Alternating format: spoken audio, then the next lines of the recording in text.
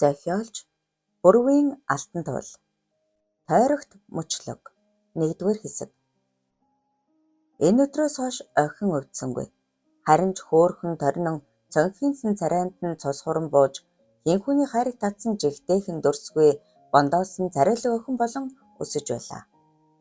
Охиныг хоёроо гарантай байхад долмоо дахин жирэмсэлж, 3 ой дөнгөж гарахт нь дахин нэг охин төрүүлв. Сүнжидмээ охиныхоо дүүд Цуглэгмаа нэр хайрлан дууж гарсан хойноо 2 охин төрүүлсэн тэд одоо л эцэг их болохын жаргалыг мэдрэн амар чимэр жаргаж байлаа. Сүнжидмээ охин багадаа ихэд өвчин ороон эцэг ихээ зовоож байсан бол Цуглэгмаа охин тэгсэнгүй. Харин ч ертөнцийн жамаар өсөн торнож хамрын ханаад чүрлгүй хүн болж байлаа. Сүнжидмааг 6 нас, Цуглэгмааг 3 нас хүрч байхад дармих эцэг их нь ослоор насагцсан нэгэн хүүг өргөж авав. Тэд эцэг ихээсээ хоёулахна тэрсгэн 2 охиндоо өмг түшиг болох хүүтэй болсондоо хин баяртай байлаа. Цуглэгмаатай чацуу хүүдээ Сөнрөв нэр хайрлан огтдоо дүүн болгон авч өөрийн 2 охиноосоо дутаахгүй өсгөж байв. Хүүхдүүд өсөн томорсоор.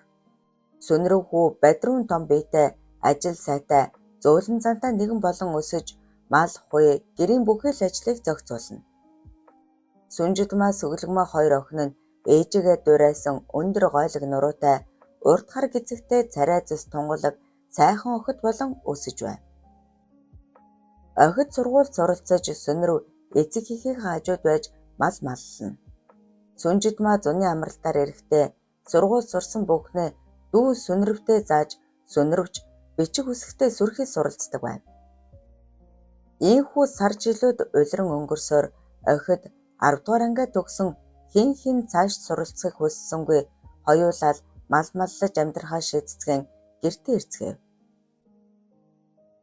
Сүнжидмаа зөөлөн ээлдэг замтай ухаалаг ажилсаг гэрсүү нэгэн болж төлөвшсөн бол Цуглэгмаа ширүүн дөрүүн замтай хурц харнуудтай эмэгтэй хүүхэд гэхэд догшин ширүүн ааштай ажилд сүрхий чам байж гойж гангалах дуртай нилээд хөдөлгөөнтэй сэргэлэн бас ч үгүй нилээд жөтөөч нэгэн болж төлөвшөж байлаа. Цуглэгмаа хаяа хэл үггүй тэнэж алга болно. Тэр болгонд нь хөөрхий ихэн сэтгэл зовнин дэнслэнэ. Хэд хоногоорч хамаагүй гадуур тэнэж байгаад ирэхдээ Цуглэгмаа нэг их сайхан үйл бүтээгээд ирсэн аятай гэр бүлийнхэндээ ялархан эрхлэж эцэг их нь хэд 3 үг хэлвэл үх нь хатна гэж айлгана. Ийхүү өдөр хоногуд үргэлж ирсээр. Царай зүс тунгалаг бие хаа сайтай эрүү зөөлөн зантай Сүнжидмаад үе тэнгийн залуучууд ихэд сайн хандна. Цуглэгмаа хичээсээ царай зүсээр хавилууж муухай ааштай явдал суудал ихтэй болохоор ханилан сууй гэх хэрчүүд нэг их байдаггүй байв. Нутагтаа нэлээ нэр хүндтэй айлын том хөвгүүнд орж Сүнжидмаад сэтгэл алдран хаяа уулзаж учирсаар намрын дунд сарын бэлэгт сан өдөр хорим найраа хин нэг гэрт оров. Эгчийнхээ нөхөрт сэм сэтгэл алдрах болсон Цуглэгмаа тэр хоёрыг хуримаа хийгээд нэг гэрт ороход жөтөөрөхсөндөө байж чадан байлаа. Эгч нөхөрт гарснаас хойш нэг хэсэг овоо гэртээ тогтсон Цуглэгмаа өвлийн сарууд шовтран ээвэр газрын цас ханзарсан хаврын эхэн сарын нэгэн өдөр гэрээсээ гараад хэсэг сураг чимээгүй алга болж гэрийнхний ихэд сандаргав. Хөөрхий ээж нь эрх хэмрэн бөхтөгнөж эцэг нь Сум аймгийн төвөр таньдаггүй баахан айлуудаар хайгаадаж сургийг нь гаргаж чадсангүй. Эгч нөхөртөөгөө лам хараар баахан явж хэсгийн төлөөлөгчд хэлж баахан хайлгасны эцэст хотын унаанд суугаад явсныг нь тэр хойно сонсож ямар тааж амьд мэнд яваад нь итгэн жаахан ч гэсэн санаа намрав. Гэрийнхэндээ юу ч хэлэлгүй гараад явсан Цуглэгмаа анхнаасаа л тэднийг яаж зовоохоо төлөвлөн хүүхнээ дээр инээж авав. Яагаад ч юм дандаа л хүн зовоож явбал сэтгэл нь хандаг адын бодолтой нэгэн болсноо өөрөө ч үл мэднэ. Ээжийнхээ хідэн эмэг бөгж аавынхаа үнтэй ганц хөөрөг дүүд нь гэр бараа авахар хурааж хуримтлуулсан хідэн төгрөгийг хуу хамаад хотын унаанд хэл чимээгүй суусан сугалгамаа мөнгөө яаж үрж, яаж зугаацж цэнгэхэл бодохоос төм тужигнэж, бум бужигнсан их хотод очоод яаж чуухан амьдрахаа огтхон ч тооцоолсонгүй. Жаахан байхдаа сугалгамаа уг нь ийм адын бодолтой нэгэн байгаагүй аж. 4 билүү 5 дугаар ангид орох жил ээж нь нэлээд өвчин ороож аав нь эмнэлэг бараадуулахаар эхнэр аав нь сумын төв явж тэндээ эхнэрээ сахин хэд хонож 3 хүүхэд нь гэрээ сахиж хоцорчээ.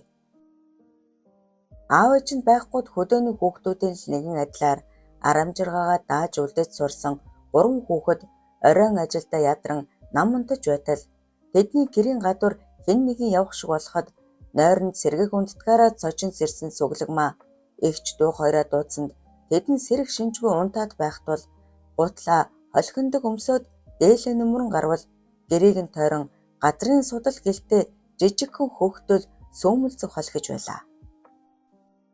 Хүүхэд насны гэнэн сэрэггүй зангаар айхаас илүүтэй сонирхсон охин тэр хөөхтөлийг барьж авахар хэсэг хөөцөлдөнгүй. Гүйцээд очихоор л хөдөлж явчихад болохгүй байх тул байдгаараа хурдан гүйж хөөхтөлдөө хөөцөлцөөр арайхийн бариад автал охины бодож байсанчлан бүлээн бус цэвхүйтэн мөс хайрах шиг болжээ. Өнөө хөөхтөл эмэгтэй хүний жихүүдээс хүрэн инээдэр инээсээр цөмийн бүүдгэрхэд охин айснаас газар хаях гэтэл чадсангүй гартан шингэх мэт цөмийсээр уусаад алга болчихжээ. Өглөө эртлэн сэрсэн сүнжидмаа сүнрөв хоёр сугалгамаа гэртээ байхгүй мэдсэн ч угийн эртэж дүүнийг эрт босоод гарсан бололтой гэж ярьсаар галаа тулан цай чанаж уугаад гартал сугалгамаа ойр хавд үзэгдсэнгүй. Гайхсан хоёр хүүхэд сугалгамаа хайж авсаар бараг саахалтын зайтай газар дээлийн нүмрэн унтаж байхыг нь олж сэрэхээр очтол гартаа хувхай сүүжний яс тас атгчихсан охин сэрэг шинжгүй нам унтаж байлаа. Эгч дүү хоёр нь арайхийн гарт нь атгагдсан сүүжний ясыг салгаад дүүгээ дуудан сэрэтэл жигтэйхэн ууртаа сэрсэн сугалгамаа урд нь хизээж уурлаж байгаагүйгээр муухай ажлан эгч дүү хоёроо загнаж зүгсээр гэрийн зүг явжээ. Огт танихгүй хүмүүст муухай ажиллах сугалгамаагийн араас мөр хавчин гайхсан эгч дүү хоёр дуугүйхэн л загнуулан дагаж яв. Аавыгаа гэртээ эргэж ирэвтэн энэ тухай мартсан хүүхдүүд юу ч хэлсэнгүй.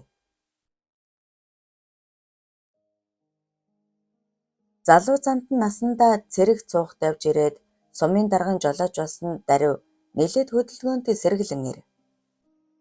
Өндөр бие твхийсэн өргөн цээжтэй цэвэрхэн цагаан царайтай бас ч гэж хот газар цэргийн алба хаасан тэрээр цэвэрч нямба гэж жигтэйхэн.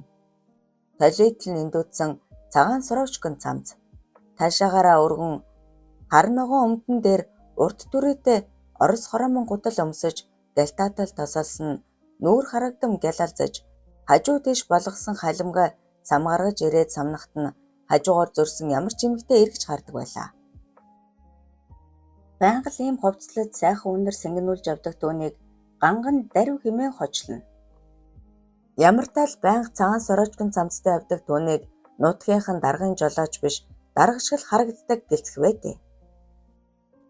Өдөөнөө бод даатхан суманд битгийхэл аймгийн төвд нь хүртэл оогт үзэгдэж харагддаггүй хавтгай шилтэй шар өнгийн шингэн зүйлээс үзүү толгой руугаа жаахан цацгатал сайхан үнэр сэнг хийж тэр үнэрт нь охид хүүхнүүд цэцгийн балан шунсан зүгээйтэ татагддаг байв. Хаяа нэг сумын клубт болох таанцсан дээр ганган дөрвтэй бүжгэлэхэр охид цугладаг байлаа. Сумын аль царайлаг соруулсан охидыг өрн бүжиглэх даруй бүжгийн дараа өрж бүжгэлсэн охиноо гэрт нь хүргэж өгөх нэрээр дагуулan гарч хайртай дуртай гих үгсээр уйраан нэг шүнийг үддэг байв. Нэг бүжгэлсэн охинтойгоо дахин бүжиглэнэ гэж үгүй. Дахиад л өөрийг өрн дахиад л уйрааж дагуулна. Өдөөний охид бүр гिचмтгийд бол дарвын тэр муухай занг тас нуугаад өнгөрнө. Ийхүү сайхан охидыг бэлэн шигээ сольж авсан даруй нэг хэсэг тогтсноор барахгүй бүр айл гэр толгойлон 2 жил гэртээ нэгэн бүсгүйтэй амьдарсан нь тоогоо байв.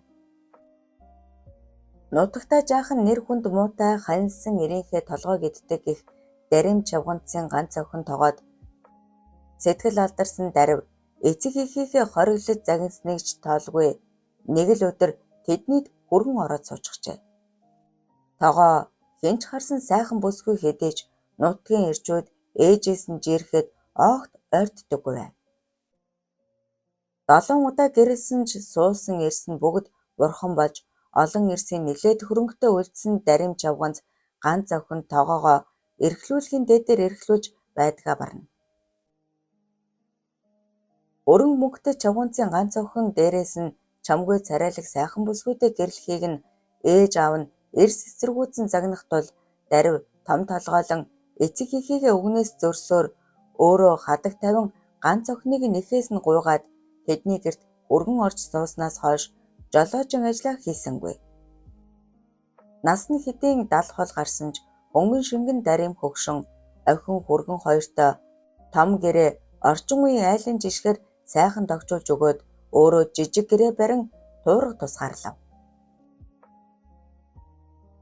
Ганц охиноо сайхан харахуйтай гэрлэхт нь ихэд сэтгэл тэнүүн байсан хөгшин одоо зовх юмгүй нүд анихаар боллоо хэмээн үеийнхээ хэдэн хөгшчүүлд хөөрцөглөн ярьж байсан ч охин нь жирэмсэн болж эзэн томроод ирэх үеэс үргэний ааш зан өөрчлөгдөн хаяа гэртээрч хонохоо байж хотоос ирсэн жигтэйхэн ганган дэгжин даргын дүү хүүхэнтэй сүжрэн хонож үжих болсонд эмгэн ихээхэн бохимдох болжээ. Охиндоо л гэж хадгалсан жаахан хөрөнгөөр нь тоглож энэ жаал даалуу тоглон тийм ч юм алдлаа гэд эрхэн нэгсэх тусам эмгэн ихэд уурлан давчдаж охиноо өмөөрөн хүргэндээ хатуу үсийг хэлж загнах болов. Ээжт нэг загнуулахаараа дарив гэрээсээ гаралгүй нэлээд хэд хоновж цаанаалсаал байрагшин бүдүүрч царай алдах жирэмсэн эхнэрээ харж хэвтэн гэхээс ихэд дундууцсан дургүй хүрдэг байлаа. Сайхан хөөрхөн байсан эхнэрийнх нь ааш муудан юмл бол ус нь нүдэлж гэртээ тэргүй бүдүүрч ядаж байж л амруугаа идэх юм чихэн өдөржин хажуулдан унтах нь дарвид тэртээ санагдаж дээрээс нь энд тэндээ сэвхтэж харалсан царайг нь харах бүрээд би энэ эмэгтэй юунд нь татагдаж энэ гэрт орсон юм болоо гэж бодоход хүргэдэг байв. Жирэмсэн эхнэрийнхээ царай алдах тусам сумынхаа аль хөөрхөн сайхан охидтой зугаацдаг байсан нь бодогдож орж гарan тарчлана. Дээрээс нь хадам ээжийн өглөө жанших үүрч тэртэй. Намрын сар шувдарч үнэ малын хашаас арвж барихаас эхлээд өчнөн ажилдаа хэдэн өдөр зурлцсан дарив эхнэрийнхээ хийж өгсөн гуралтай шөлтөө хоолыг хэд халбагдаж сууснаа ихэд уртаагаар цааш нь түлхээд чи ч одоо бүр олигтой хоолнд хийж чадгаа байжээ. Энэ хоол гээд байгаа юм харал та. Ямар ч амтгүй жонх уу. Нохоож тоож жамир харгүй уусан зутан. Наад хоолоо өөрөө гудар. Тэгээд битгий миний нүдний өмнөр сүйдэлзээд бай. Гэхэд эрх дураараа зантаан дээр хүүхэдтэйгээд баахан тунамтгай болсон тогоо. Яаж гад байгаа юм бэ? Наад хоол чинь. Төрүүхэн ижээ идээд амттайг нь гайхаад л байсандаг. Чийч бүр намайг үзэж чадхаа болио шүү. Наад хоолны амтанц ч юм биш. Миний муухай аашинд л хоолны чанар нь байгаа юм биш үү? Хэмээн мөчөөгөө өгөлгүй хэрэлдэхэд ихэд ууртай хоймортой ханхалцаж суусан дарив гэнэтхэн үсрэн босоод хэдэн хувцаа баадаг нам боож гадаа гандаж хөдөө хөхөрч хэдэн малын бүкс толоох шахам айлын барлаг гэж дээр нь чиний ааштай ээжид загнуулж ойлгохтой хоол ундч үгүй би ер нь ингэж амьдрч чадахгүй. Би ингэж амьдрах хүнж биш. Чи наад хүүхдээ гаргаад өсгөө давна уу? Өөрт минь өгнө үү? Өөрөө мэднэз. Би явлаа. Гэсээр тогоог үг хэлэгч завдал өгөлгүй гараад явчихад тогоо дэмийлүүлсээр хоцров. Их гэрт жигтэйхэн хэрүүл болоод байгаа бололтой чанга дуугархаж сонссон дайрымгой хэрэндэл хурдалсаар гэрээс гарч магнайтан алхасаар их гэрийн үдэнд ирвэл гэрийн хаалга сэвхийтэл нэгдээд үргэн нь жигтэйхэн ууртай хүн баатандаа зүйл барьсаар гарч ирээд эмгэнийг дайрчих шахам хажуугаар гараад явхад толгоогоос ихсэрсэн дарим чавганц охиндоо яаран орвол охин нь ороод ирлээд зөрхрөн уйлцав. Яаваа миний охин юу алав?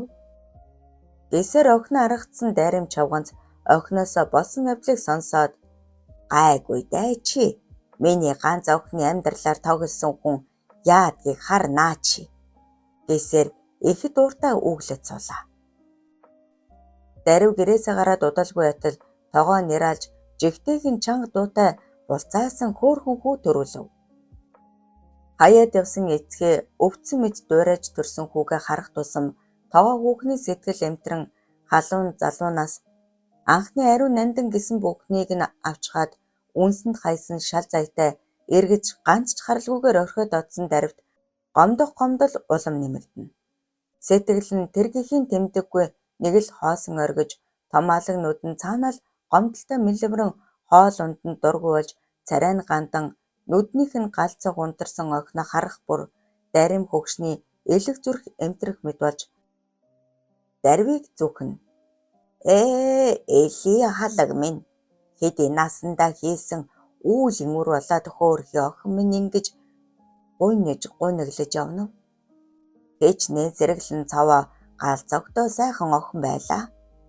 Үр хүүхдээ төрүүлээд хэвийн байдалтай орох болов уу гэтэл уул малгансарж ганьхарч харагдах юм. Ийм хөөрхөн үрээ төрхийг нь харалгүй хаяад явчихдаг яасан цэвдэг сэтгэлвтэй. За гайгүй чи. Ээлгээ дэвтэж энгэрээ норгож өсгсөн ганц үрийн минь нулимсыг үзэж ээлгийг нь ихшээснийхээ хариуг амснаа. Эмгэн охиндоо эс хэлвч дотроо байнга өглөн шөнийн харанхуй боломогц дарваас үлдсэн бүс малгайг нь барин ганц чаддаг зүйл болох хараалын дом бясалгана.